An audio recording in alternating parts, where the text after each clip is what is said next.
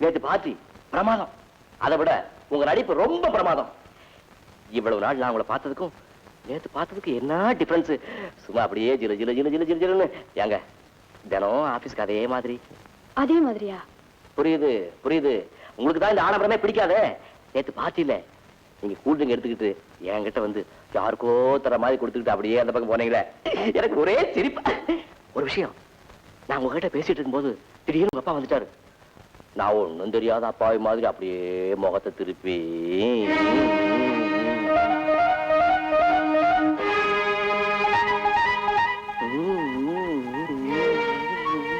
என்னங்க உங்க அப்பா அப்பாவா?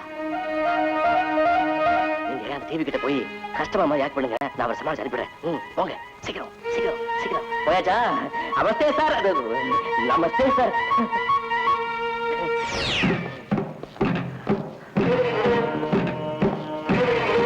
வாங்க சார்.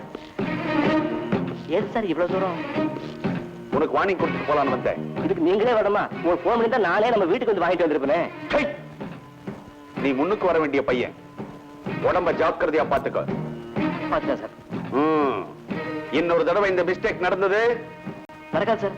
இந்த ஒரு தடவை நான் மன்னிச்சிருங்க சார். Be careful.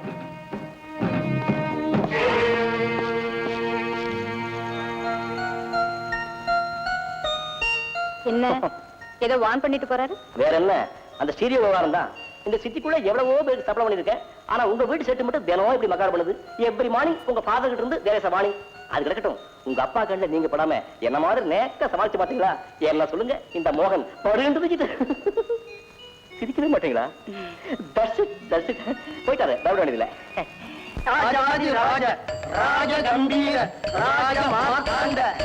மகாராஜா, நம்ம லாயர் அந்த எஸ்டேட் உங்க பக்கம் வரணுன்றதுக்காக 50 பாயிண்ட சொல்லி ஒரு தாண்டவமே ஆடிட்டார். அது மட்டுமா, அந்த எஸ்டேட் அவங்க கைக்கு போயிட கூடாதுங்கிறதுக்காக 50 பாயிண்ட்களை கோர்ட்ல எடுத்து விட்டு ஒரு ருத்ர தாண்டவமே ஆடிட்டாருங்க. மகாராஜா, அந்த எஸ்டேட் உங்க கையில வந்த உடனே நீங்க ஆடுங்க தாண்டவம் ஆட போறீங்க.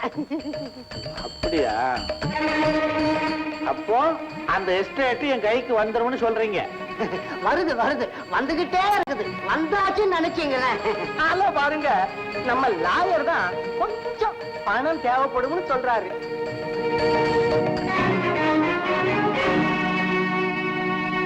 லாயர் என்ன சொல்றாரு? கொஞ்சம் பணம் செலவாகுங்கிறார்.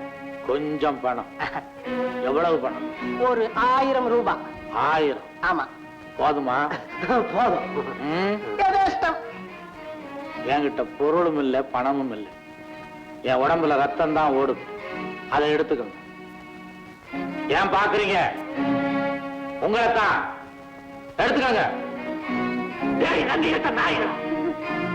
புலியூர் எஸ்டேட் தாய் இல்லாத என் ஒரு மகளுக்கு சீதனமா கொடுக்கணும்னு கனவு கண்டுகிட்டு இருந்தேன்.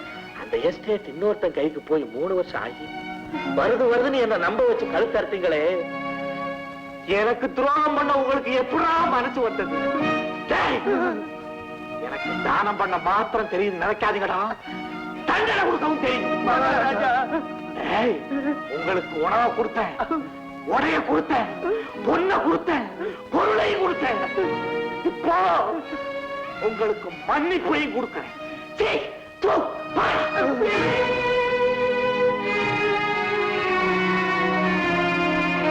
என்னைக்கு மானியம் போச்சோ அன்னைக்கே இந்த சிம்மாசனத்தை விட்டு நான் ஏந்திச்சிருக்கணும். என்ன மகாராஜா ஆக்குனது நீ, என்ன மகா சோம்பேறி ஆக்குனது நீ. நான் ஒரு மகாராஜா, நீ ஒரு சிம்மாசனம்.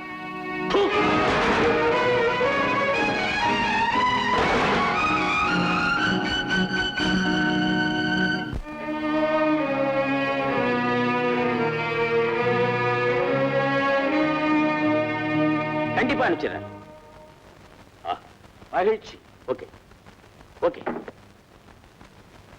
உங்களுக்கு என்ன வேணும்?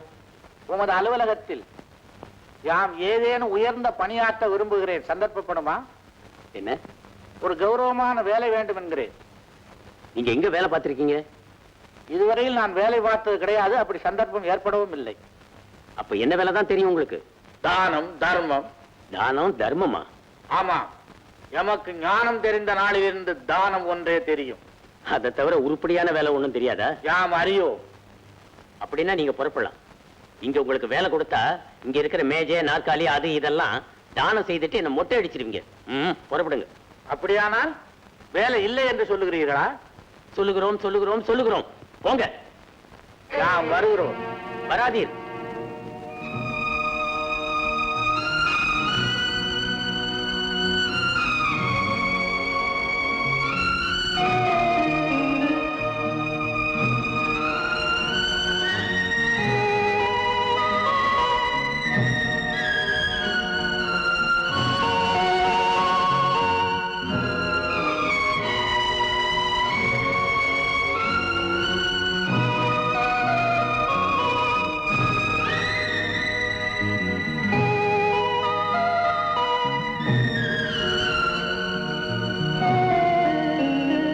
தம்பி, காரியஸ்தரை பார்க்க வேண்டும். எதுக்கு?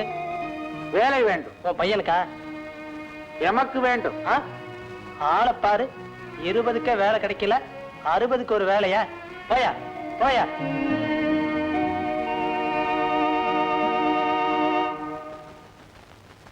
என்னங்க எப்ப பார்த்தாலும் இப்படி இடிச்ச புளியாட்ட உட்கார்ந்துகிட்டே இருக்கீங்களே? அதான் ஏன் புளிய இடிக்கிறாங்கன்னு லா படிக்கிறேன். ஆமா, லாலான்னு ஏன் இப்படி லோன்னு அலையுறீங்க? வீட்டை விட்டு வெளியே போன பையன் எப்படி இருக்கான், எங்க இருக்கான்னு ஏதாவது தகவல் தெரிஞ்சுதா? அவனை பத்தி பேசினா எனக்கு கெட்ட கோபம் வரும். அதுக்கு பதிலா ஒரு அம்மி குழவிய பெற்று இருந்தாலும் அரைக்கிறதுக்கு வரும். இவன் என் சொத்தை கரைக்கிறதுலயே இருக்கிறான். பெரிய சொத்து உங்களுக்கு என்ன? பெத்தவ எனக்கு இல்ல தெரியும். வெங்கடாஜலபதி, என் புள்ள எங்க இருந்தாலும் நல்லா இருக்கணும்ப்பா. அவனை நல்லபடியா பாதுகாத்துக்க. நாங்க 2 பேரும் தம்பதி சமேதரா உன் சன்னதிக்கு வந்து இவரை நான் மொட்டை அடிக்கிறேன். ஏண்டியே, நீ என்ன வேணாலும் வேண்டிக்குவே, அதுக்கெல்லாம் நான் மொட்டை அடிச்சுக்கணுமா? அந்த காலி பயலை பத்தி ஏதாவது பேசுனேன், அப்புறம் நான் ரொம்ப பொல்லாதவனா இருப்பேன். நல்லா வந்து வாசிங்க எனக்கு புருஷனும் பையனும். நீங்க நடனா இப்படி பொறுப்பு இல்லாம பேசிக்கிட்டு இருக்கீங்க. அவன் நடனா வீட்டை விட்டு கோச்சிட்டே போயிட்டான். பைத்தியக்கார பிள்ளை. அவன் பைத்தியக்காரனா இருந்தான்னா ரோட்ல போறவன் வரவன் மேல எல்லாம் வந்து புறாண்டி விட்டு பைத்தியக்கார ஆஸ்பத்திரியில இருக்கிறான். உனக்கு என்ன? புள்ள எங்க இருக்கா, எப்படி இருக்கான்னு அவனை தேடுறதை விட்டுட்டு இப்படி பொறுப்பு இல்லாம பேசுறீங்களே, லூஸ் தனமா? சவால்னா சவால் தான். அவன் என்ன சொல்லிட்டு போனான்? 50,000 எடுத்துட்டு போறேன், பல லட்சம் ஆக்குறேன்னால அவனை பத்தி ஏன் கவலை பண்ணா? பெத்த பிள்ளைய பத்தி ஒரு மனுஷன் பேசுற பேச்சா எனக்கு தெரியலாமா? மீனாட்சி, எனக்கு தெரிஞ்சு போச்சு. என்ன தெரிஞ்சு போச்சு? கோர்ட்ல எதிர் வக்கீல் உன்னை மடக்குன்னு மடக்கிருப்பான். அப்படியே வந்து என்ன மடக்குற, அதுதான் நடக்காது. பாயிண்ட் அவுட் பன்னீர்செல்வம் அவர்களே, இந்த மாதிரி கண்ணா பின்னான்னு பேசிக்கிட்டு இருந்தீங்க, இனிமே ஒரு நிமிஷம் கூட இந்த வீட்டுல நான் இருக்க மாட்டேன். இப்போ எங்க அம்மா வீட்டுக்கு போயிடுறேன். ஆமா.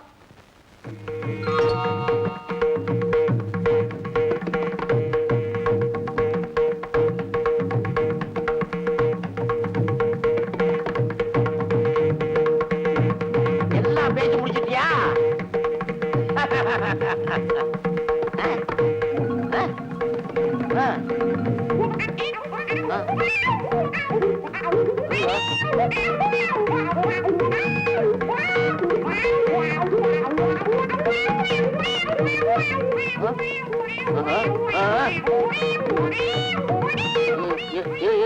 பேசாது. இருடி, பேசாத. ஐயோ, ஒண்ணுமே காதுல கேட்கலையே. கேட்கலையா? நானும் இது வரைக்கும் ஒண்ணும் பேசலையே. அன்னைக்கு என்ன சொன்னீங்க? கேட்கலையே. இன்னைக்கு நான் ஒண்ணும் பேசலையே.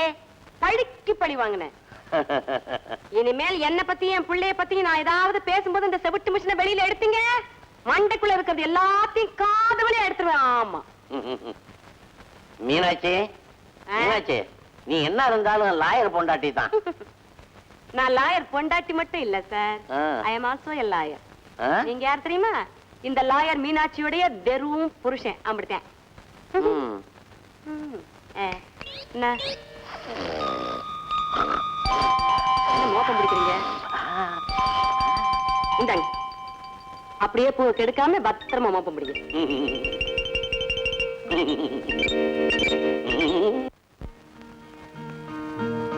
மணி 10:30 ஆச்சு, இன்னும் உங்களை காணுமே. சார், யாருக்கா வெயிட் பண்றீங்க? ரொம்ப முக்கியம். எஸ்.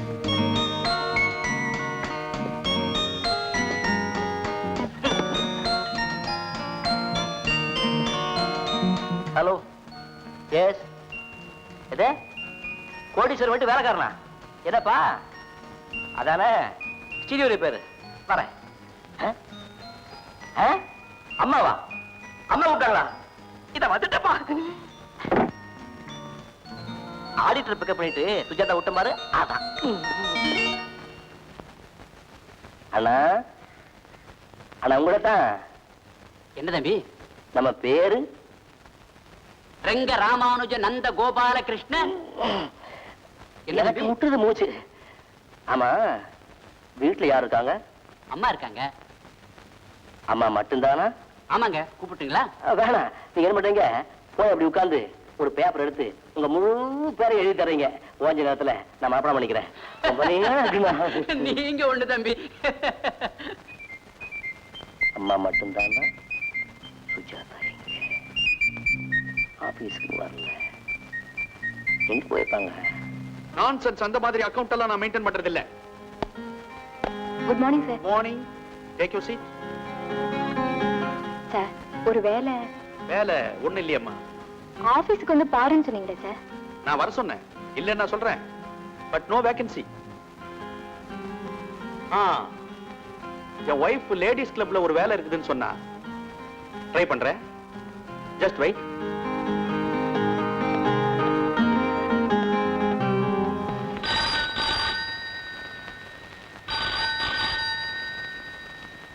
இந்த அனுமார் பால் மாதிரி நீளமான பேரை ஒருத்தர் இருந்தாரே எங்க போயிட்டாரு நேரில் வந்து சொன்னேன் எழுதிட்டு இருப்பாரு இன்னும் முடிஞ்சிருக்காரு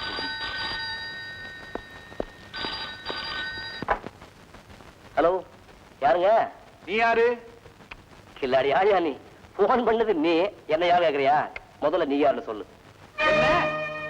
என்ன யாருன்னு நீ கேக்குறியா நீ கையில வச்சிருக்கிற டெலிபோன் ரிசீவர் நீ நிக்கிற இடம் எல்லாத்துக்கும் சொந்தக்காரன் நான் தான்டா கோடீஸ்வரன் நமஸ்காரம் சார் நமஸ்காரம் உன் பேரு முதல்ல நீ யாருன்னு சொல்லு நான் தான் சார் ரேடியோ ஷாப் மோகன் பேசுறேன் ஆ? நீயா நீ அங்க என்ன பண்ணிட்டு இருக்க இப்போ மறுபடியும் ஸ்ரீ பேர்ல கொண்டு போறாரு ஒண்ணும் பண்ணல சார் ஒண்ணுமே பண்ணல நீ எதுக்காக என் வீட்டுக்கு வந்த சும்மா தான் சார் உங்களை பார்க்கலான்னு வந்தேன் நீங்க இல்ல அதான் அதான்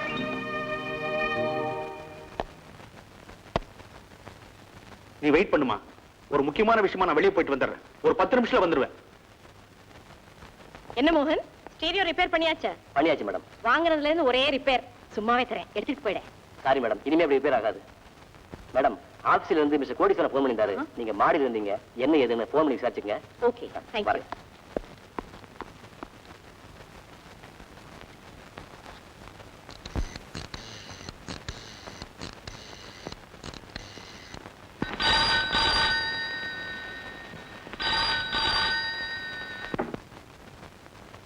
ஹலோ யாருங்க பேசுறது நீ யார் பேசுறது அதேனங்க முதல்ல நீங்க யாருன்னு சொல்லுங்க நானா நீ போன் பேசிட்டு இருக்கியே அந்த ஆபீஸ் சொந்தக்காரருக்கு சம்சாரம் ஓ நீங்களா வணக்கம் மேடம் வணக்கம் எல்லாம் இருக்கட்டும் முதல்ல நீ யார் சொல்லு நானா மேடம் சுஜாதா உங்க வீட்டுக்கு கூட ஒரு தடவை வேலை தேடி வந்தேனே ஞாபகம் இருக்கா நீயா நீ அவர் ஆபீஸ்ல என்ன செய்யற ஒண்ணு இல்லைங்க அவரை சந்திச்சுட்டு போலான்னு வந்தேன் சந்திச்சுட்டு போலான்னு வந்தியா இரு சொல்றேன் முதல்ல போன் அவர் கையில கொடு அவர் இங்க இல்லைங்க இப்பதான் வெளியில போனாரு எனக்கு தெரியாம அவட ஆபீஸுக்கு வரவழைச்சு சந்திப்பு நடக்குதா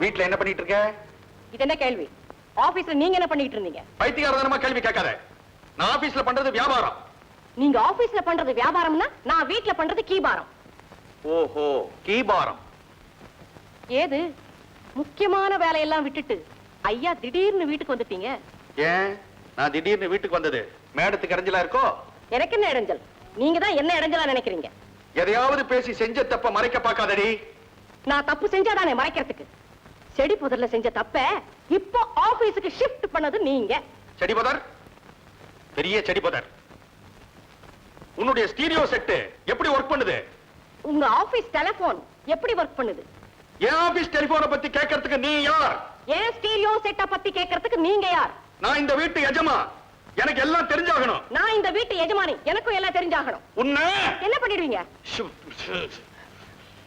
இந்த பாழா போன ஸ்டீரியோ செட் என்னைக்கு வந்ததோ அன்னைக்கு எனக்கு தலைவலி ஆரம்பமாய் போச்சு. உனக்கு தலை கனத்து போச்சு. ஆகையினால இது இனிமே இந்த வீட்டுல இருக்க கூடாது.